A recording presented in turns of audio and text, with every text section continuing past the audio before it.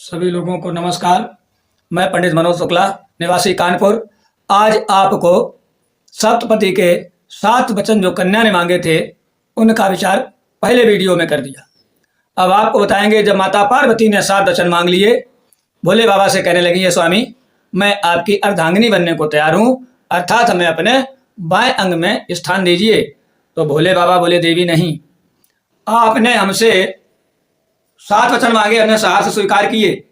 अब हम आपको भी ऐसे पत्नी के रूप में स्वीकार नहीं करेंगे। माता बोली, क्यों? कि बोले हमारी भी कुछ हम मांगे हैं। बोले मांगे? कही हाँ। कही कैसे? कि यदि आप हमसे ये वचन दोगी कि अब हम आपसे 5 वचन मांगेंगे, अगर आपको 5 वचन स्वीकार हैं तो आप मेरे बामांग आने का प्रयास करें, अन्यथा नहीं। तो पहला उन्होंने कहा उद्याने। उद्यान कहते हैं वन को, और उद्यान कहते हैं आधी रात को, और उद्यान कहते हैं वन को। संस्कृत शब्द के 3 अर्थ हैं। आज बोले कि तुम आधी रात में घर से अकेली नहीं निकलोगी, मध्याह्न काल यानी दोपहर में भी अकेले घर से नहीं निकलोगी, और वन आदि में भी भ्रमण आप अकेले नहीं करेंगी। माता पार्वती बोली, स्वामी एक बात बताओ, यदि घर में आप नहीं है और दोपहर का समय है, घर में आग लग गई, हम भोजन बना रही थी और आग लग गई, तो हमें जल जाना चाहिए, घर से निकलना चाहिए। रह गया अर्धरात्रि में, अगर घर में चोर आदि आ जाएं तो हम घर से निकलकर अपने प्राण बचा लें या उनके हाथों से अपनी हत्या करवा लें। तीसरा कहा, अगर हम वन में घूम रहे हैं, मान लो कहीं से आए और रास्ते में बर्फ पड़ रहा, घर जाना जरूरी है, हमको रास्ते में सायंकाल हो गया है, तो हमें वन में जाना चाहिए या वन के किनारे ही विश्राम कर जाना चाहिए पूरी रात्र। तो भोले बाबा कहते हैं, आपत्ति काले मर्यादा न अस्ति। यह देवी आपातकाल में मर्यादा नहीं, लेकिन बार बार ये सीमा नांगने का प्रयास मत करना, अन्यथा आप जो है हमारे योग नहीं है। माता पार्वती ने कहा, भगवान विश्व साक्षी हैं, मैं आपका ये वचन मानने के लिए तैयार हैं। दूसरे का मद्यपानी। आज माता पार्वती को भोले बाबा ने कहा कि कोई नशे से युक्त पुरुष हो, आप उसके सामने नहीं जाएंगी। कहने लगी, क्यों?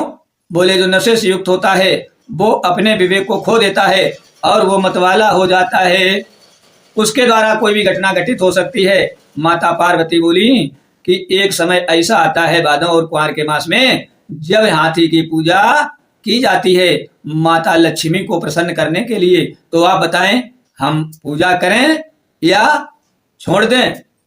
भोले बाबा ने कहा कि पूजन के समय तो आप हाथी का पूजन कर सकती, लेकिन बार बार उसके सामने नहीं जाएंगे, क्योंकि हाथी भी मतवाला ही होता, कहते लोग मतवाला होकर चलता है।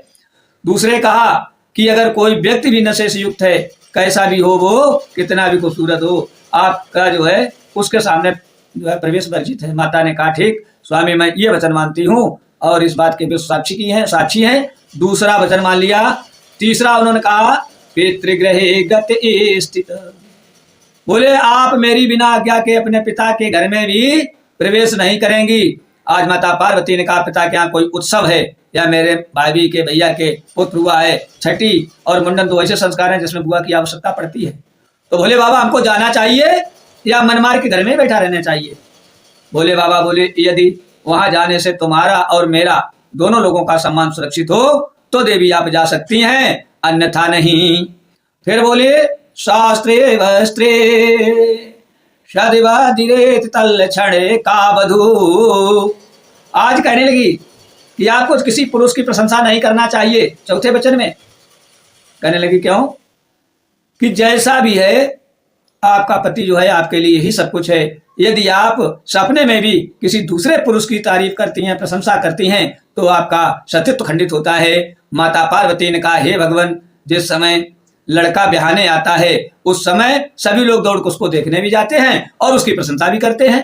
ऐसी स्थिति में हमें क्या करना चाहिए? हम मोहल्ले में किसी की लड़की की शादी हो तो हमको वो वर देखना चाहिए, अन्यथा अपने घर में ही रहना चाहिए। भोले बाबा ने कहा, जब तक लड़के के सर पर मोर रखा है तब तक आप उसकी प्रशंसा कर सकती हैं, अगर उसके सिर पर मोर नहीं है तो प्रशंसा नहीं की जा सकती है। क्यों? पूर्ण ब्रह्मचारी हजूर का जब सर पे मोर होता है तो पूर्ण ब्रह्मचारी यानी भगवान विष्णु का स्वरूप माना जाता है, उस समय आप प्रशंसा। आज माता पार्वती ने कहा, हे प्रभु एक बात और बताएं, जहाँ पर देवताओं का संकीर्तन होता है, उनके गुणोगान होते हैं, भजन होते हैं, कीर्तन होते हैं, भागवत कथा होती है, सत्संग आदि होता है, वहां पर तो पंडित जी की यानी व्यास की सभी तारीफ करते हैं, प्रशंसा करते हैं। अब आप बताओ, अगर कोई बहुत अच्छा आपका पूजन भजन का विधान बता रहा, हमें प्रशंसा करनी चाहिए नहीं? बोले जब तक वो व्यास गद्दी बैठा रहे तब तक आप उसकी तारीफ यानी प्रशंसा कर सकते हैं, गद्दी उतरने के बाद नहीं। माता पार्वती का ये भी वचन स्वीकार है।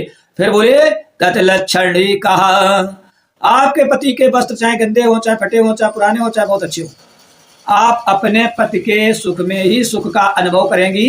किसी दूसरे पुरुष के वस्त्रों को देखकर आप उसके आभूषण आदि देखकर आप ये दबाव नहीं बनाएंगे कि वो फला व्यक्ति बहुत अच्छा पहना था, बहुत अच्छा लग रहा था, हमको वो चाहिए। अगर आपके पति की सामर्थ्य होगी तो आपको वो देंगे, अन्यथा नहीं किसी पुरुष आदि की आप अच्छे वस्त्र आभूषण पहने उसकी प्रशंसा नहीं कर सकते। माता पार्वती ने कहा स्वामी ये भी वचन स्वीकार है। आज माता ने विश्व को साक्षी मानकर 5 वचन माने हैं।